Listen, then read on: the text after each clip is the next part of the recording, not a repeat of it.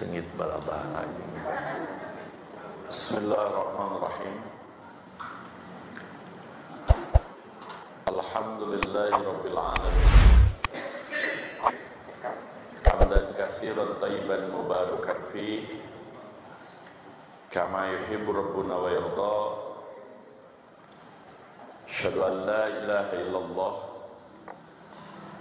wahdahu la syarika lah wa asyhadu anna Muhammadan abduhu wa rasuluhu alladzi la nabiyya wa la rasula ba'da amma ba'du. Ya ayuhan nasu taqu rabbakumul ladzi khalaqakum min nafsin wahidah wa khalaqa minha zawjaha wa batha minhuma rijalan katsiran wa nisaa. Wattaqullaha alladzi tasaaluna bihi wal arham. Innallaha kana 'alaikum raqiban. Ini jadi banyak kamera.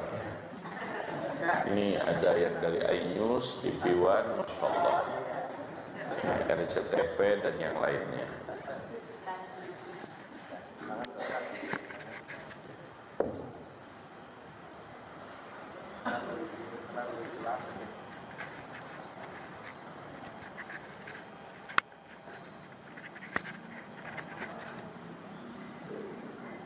Jadi loba speaker di nagi gitu.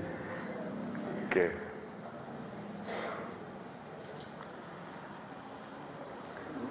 Puji syukur kehadirat Allah Subhanahu wa taala, kita bisa berkumpul di majelis ini. Mudah-mudahan majelis kita saat ini termasuk majelis yang barokah di sisi Allah Subhanahu wa taala. Tidak lupa Bapak Ibu senantiasa dalam keadaan sehat walafiat. Apalagi setelah Ramadan, satu hari ketika Idul Fitri itu Masya Allah segar bugar. Pas hari kedua loba kabunghang, bunghaku opor, bunghaku raginang, segala rupa ararasuk deui. Karena itu biar kita terus berlebaran, maka ada satu kata kunci yang tidak boleh kita tinggalkan.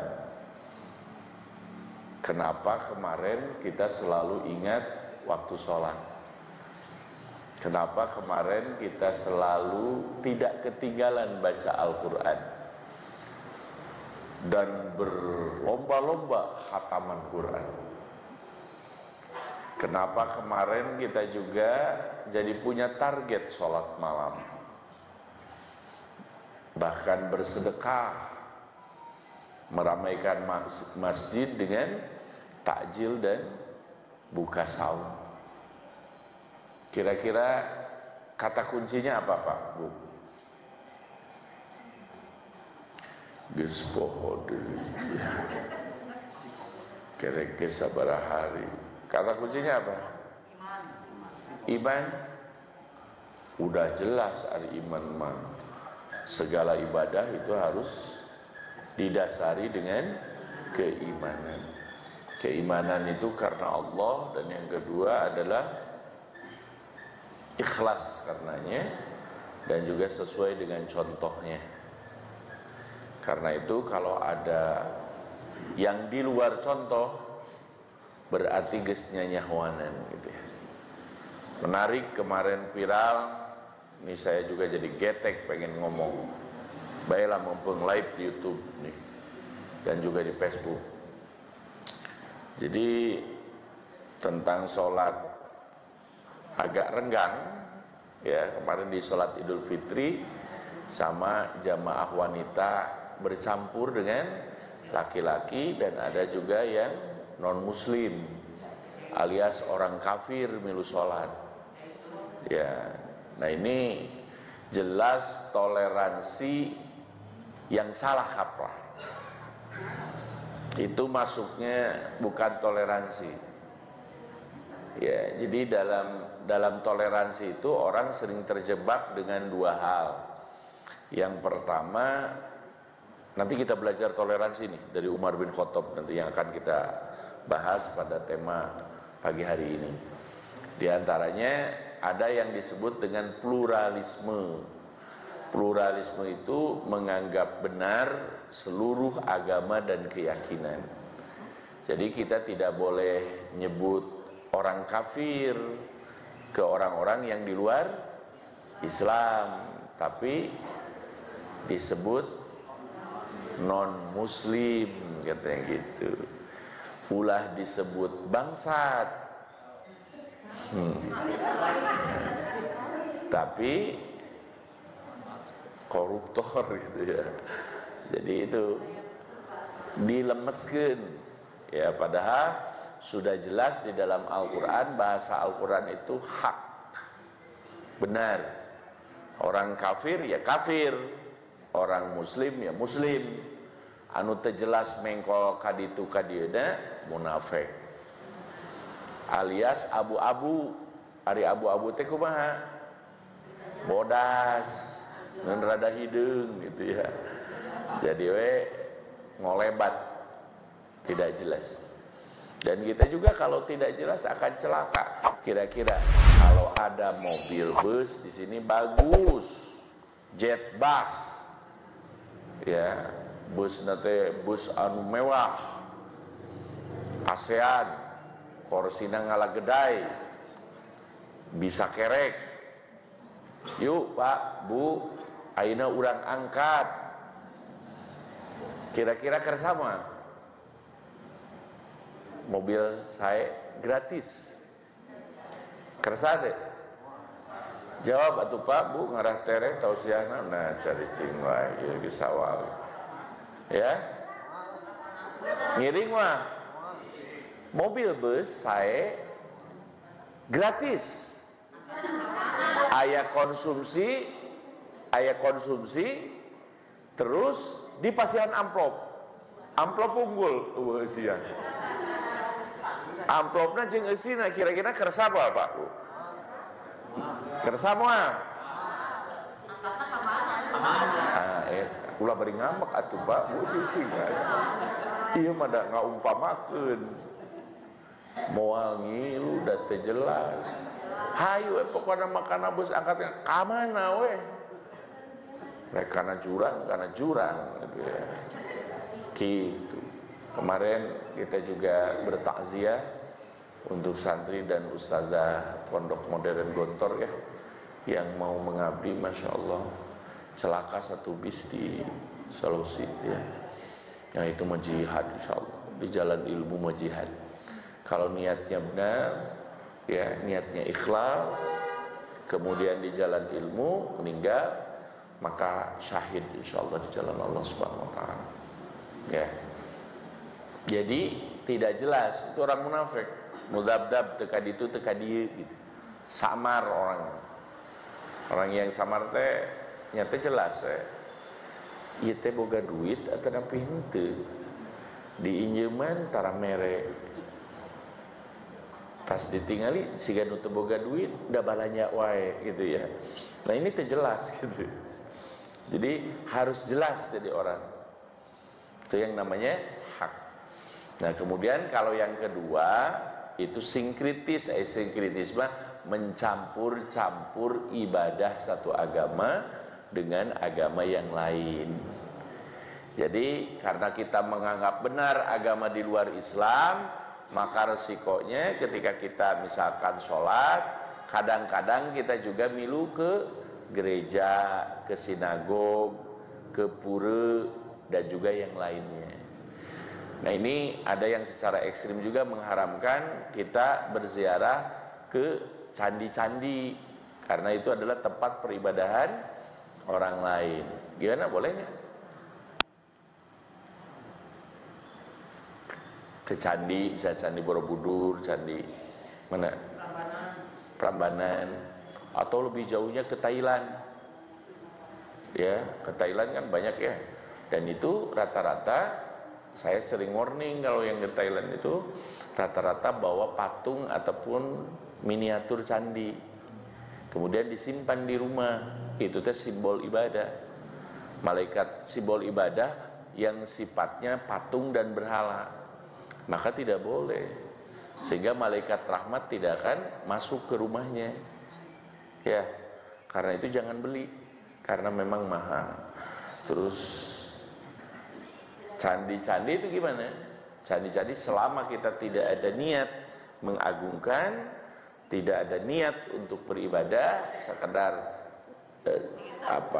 sekedar piknik gitu ya, sekedar rihlah saja, pengen tahu bangunannya seperti apa, gimana, maka tidak masalah, ya kan?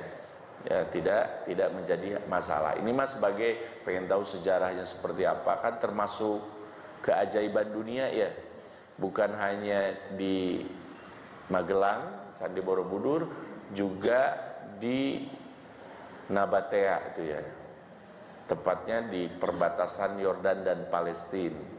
Itu peninggalan cucu-cucu dinastinya Ratu Saba, yaitu Ratu Balkis. Nah itu juga ada, itu mah batu yang dipahat. Jadi kuburan-kuburan raja itu dulu itu di dalam batu-batu yang megah, tapi dipahat, gunung batu dipahat. Ya, jadi ada gunung batu, tapi bukan yang di Cimindi, yang di sana. Ya kan, ini gunung batu itu dipahat, itu megah banget. Ya kan, itu bisa dilihat di YouTube nanti. Itu juga salah satu keajaiban. Banyak yang umroh ke Yerusalem juga ke sana, padahal itu banyak kaum yang membangkang terhadap Allah dan Rasulnya, itu sebagai pelajaran saja. Tapi tidak boleh mengagumi kelakuannya. Nah Bapak Ibu sekalian, itu kemudian yang kedua soal sholat renggang-renggang, kan kemarin di COVID ya, waktu COVID ya, karena ada bahaya. Dan itu perintah ulil amri. Kalau perintah ulil amri, maka wajib juga ditaati demi kemaslahatan masyarakat. Jangan kita berpikir, iya mah bohong, wah iya mah konspirasi. Gak boleh udah.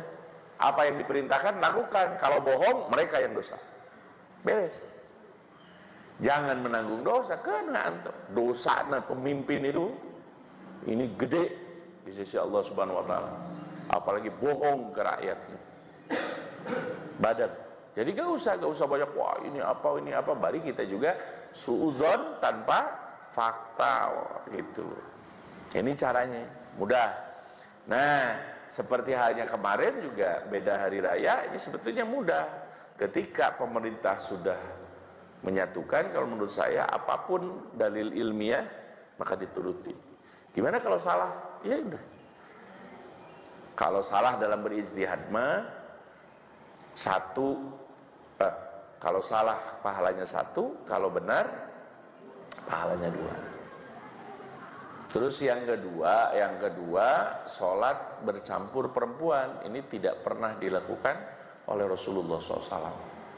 Disebutnya ini madhab Bung Karno katanya. Ya, ini madhab Bung Karno. Saya juga gak tahu nih, baru bersuara sekarang. Padahal si beliau ini udah banyak dibahas sejak dulu. Tapi keluar pas mau dekat 2024 ya. Jadi ini jelas arahnya. Pokoknya nih wasiat saya. Wasiat saya. Tapi saya belum mau gimana-gimana ini maksudnya. Cuman di 2024 saya tekankan untuk umat Islam, jangan pernah mau diadu domba. Apapun isu yang berkembang nih, karena kita sudah tahu arahnya akan kemana. Saya selalu sakit hati umat terus dibohongin. Iya kan? Selalu sakit hati. Kadang kita tuh benar-benar jihadnya tuh benar-benar gitu, sehingga mau bertumpah darah, tapi kemudian musuhnya juga saudara kita. Atau mungkin ada orang munafik. Ya kan? Orang munafik yang mengaku Islam tapi ngaheureukeun we Islam. Mencandain Islam gitu. Ya, dan itu pada zaman Rasulullah juga gak dibunuh, karena kalau dibunuh tuh umat Islam ternyata membunuh saudaranya. Tidak boleh, Pak. Kecuali dari lisannya udah keluar kekufuran dan kemudian menentang umat Islam, baru boleh.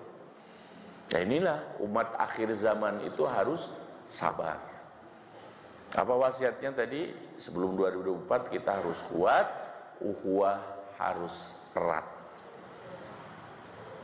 Jangan sampai kita kemudian dikubu-kubu untuk kemudian para sehat. Pada akhirnya pemimpin-pemimpin itu hanya membagi-bagi beberapa pihak, baik untuk membulatkan ataupun memecah suara. Pada akhirnya mereka akan tetap bersama dalam satu tahta. Jadi orang yang dipermainkan emosi, maka isu-isu tentang umat Islam ini selalu liwar udah. Innalillahi wa inna ilaihi raji'un. Kantor kami MUI Pusat kemarin ditembak. Ada yang nembak padahal pakai shotgun biasa gitu. Tapi memang kekuatannya ini. Kemudian yang nembaknya meninggal, tewas, dan belum ada penjelasan. Ya, jadi banyak kejadian-kejadian yang aneh ya menjelang ini. Dan katanya dia mengaku nabi, ingin diakui oleh MUI, terus dia ingin juga membunuh katanya para pejabat negara, tapi kok nembaknya ke MUI, salah alamat. Ya, ini wallahu a'lam. Ya, wallahu a'lam. Kalau kita sih sudah bisa menebak, cuman tidak akan dibahas di forum ini. Kita bahas Umar bin Khattab aja deh, biar kita selamat. Ya, biar kita selamat. Kemudian ini jelas ya, kalau bercampur perempuan dan laki-laki, jelas ini bid'ah yang jelas. Tidak ada yang begitu. Ya, bahkan biasanya kaum perempuan itu berada di tempat yang tersembunyi pakai hijab.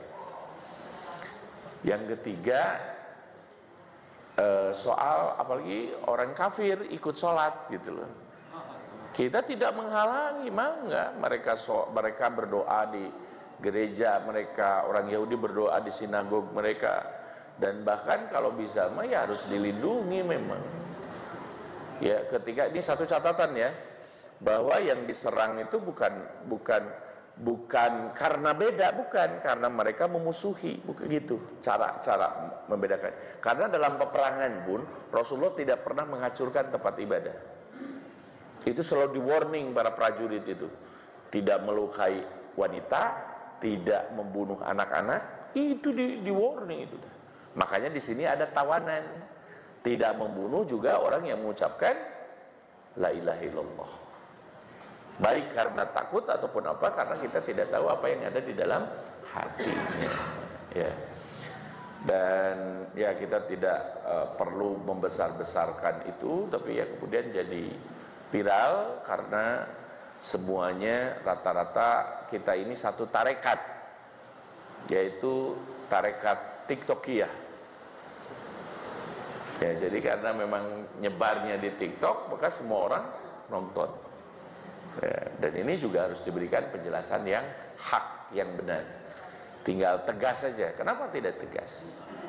Ya kan, terhadap persoalan-persoalan yang bisa merusak pemahaman umat Islam. Ya, ini jadi Bapak Ibu sekalian yang dirahmati Allah Subhanahu Wa Taala, semoga Allah menjaga kita dari segala fitnah dan ujian akhir zaman. Ya. Sehingga kita bisa selamat, saling menyelamatkan satu sama lain, bukan saling menyudutkan, bukan saling menghina, mengejek. Selama dia muslim, maka itu adalah saudara kita. Jadi perlu kesejukan di tengah-tengah berbagai kampanye dan juga pertengkaran. Ya. Nah itu diantaranya. Oke Bapak Ibu sekalian, terlalu panjang nih ininya, mukadimahnya, karena ini yang akan dibahas juga panjang ya. Karena nggak kerasa ya, kemarin saya ngisi waktu itikaf gitu ya, sekarang udah hampir sebulan, 2 mingguan ya, tapi gak kerasa gitu, waktu itu terasa cepat gitu ya. Kenapa terasa cepat? Karena mungkin betah kita hidup dan lupa akan kematian besok hari. Karena itu biarkanlah mereka yang ngalindur karena uang, karena jabatan, karena apapun, sesungguhnya semua kita akan ditanya nanti. Semua kita akan mati, dipertanggungjawabkan segala amal perbuatan kita. Makanya mari kita berguru kepada singanya Islam, yaitu Umar bin Khattab radhiyallahu anhu. Di sini kita akan bahas keistimewaan apa saja yang dimiliki oleh Umar bin Khattab, seorang pemimpin, seorang tokoh, seorang prajurit sekaligus panglima perang yang sangat luar biasa. Di buku ini sudah diringkas, Bu, Pak. Ini rijalun wa nisaun haular rasul. Ini para lelaki dan wanita yang berada di sisi Rasulullah, yang dekat dengan Rasul. Kalau bisa mah pada beli, ya, pada beli. Ini teh udah diterjemahkan, udah ada terjemahannya. Dan bahkan pada zaman sekarang mah udah makin canggih lagi. Omongan itu bisa jadi tulisan tanpa harus diketik. Itu namanya tuh teknologi AI. AI namanya tuh artificial intelligence. Jadi otak komputer yang didesain nganggo kode sehingga bisa melebihi otak manusia. Kamari profesornya ngundurkan diri, makanya semakin sekarang tuh semakin rumit kejahatan tuh. Kemarin soal rekening aja si Guring bade kabobol. Untung rekeningnya teu aya. Jadi terjadi kabobol. Cuman betapa canggih gitu. Biasanya kita tahu, oh ternyata berganti penipuannya. Oh diganti gini. Kasih Guring bisa jadi misalkan di TikTok jadi joget gitu. Padahal lu joget batur. Wajahnya diganti. Dan dieditnya itu diedit dengan mulus gitu. Nah itu yang begitu tuh. Ya. Jadi Masya Allah. Apalagi dengan adanya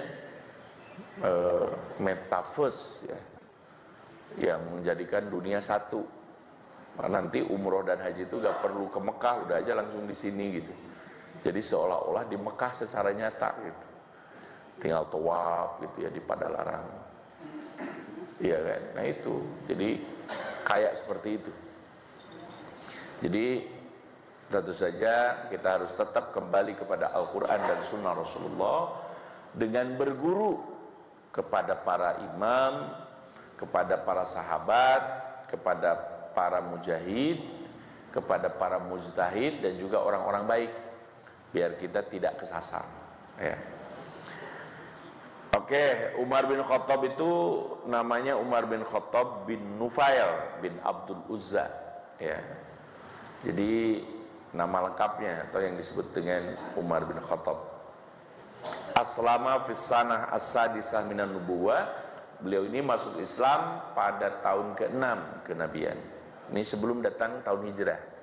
Jadi pada tahun ke-6 kenabian. Jadi setelah 6 tahun Nabi diutus, lalu masuklah Islam Umar bin Khattab.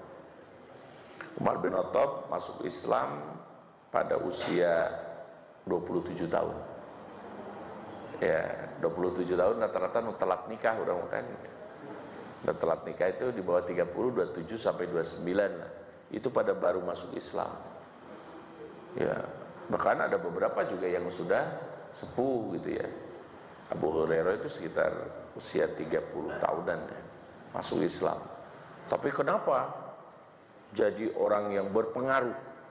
Ini karena keikhlasan yang luar biasa, kecintaan kepada Rasulullah, makanya hatinya bisa mudah sampai mendengar wahyu-wahyu langit. Dan beliau ini ahadul asyarah al-mubashshirina bil jannah, termasuk 10 orang yang dijamin masuk ke surga. Ya, ada Abu Bakar, ya, ada Umar, ada Ali bin Abi Thalib, ada Utsman, ada Talha, ya, ada Abdullah bin Jarrah, dan juga yang lainnya. Ada 10 orang.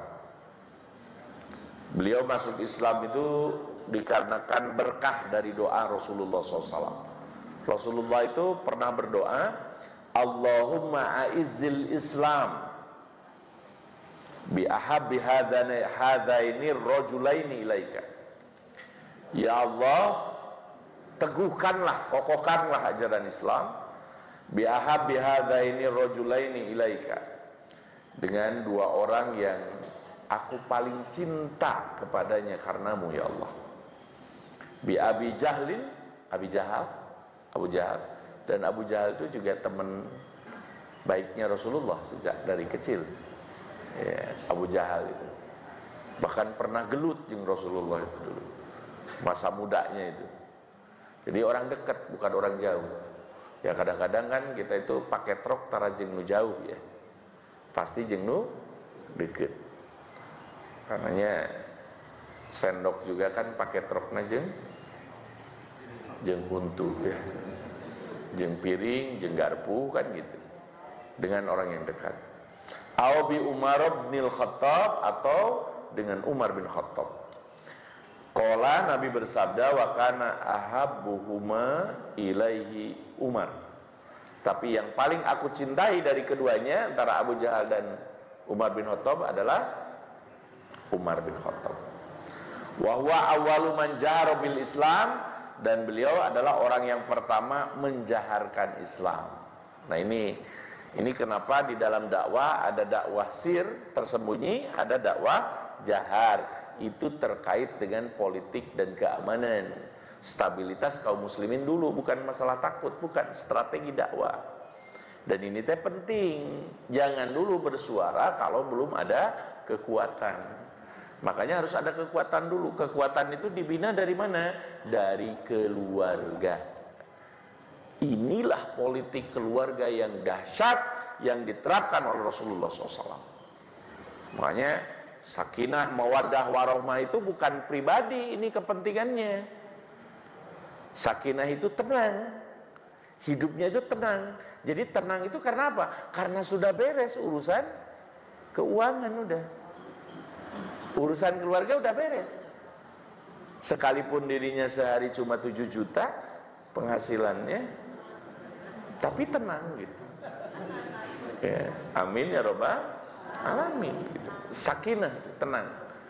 Dan kalau sudah tenang keluarga, maka dia bisa berjuang untuk masjidnya, untuk tetangganya, untuk tamunya.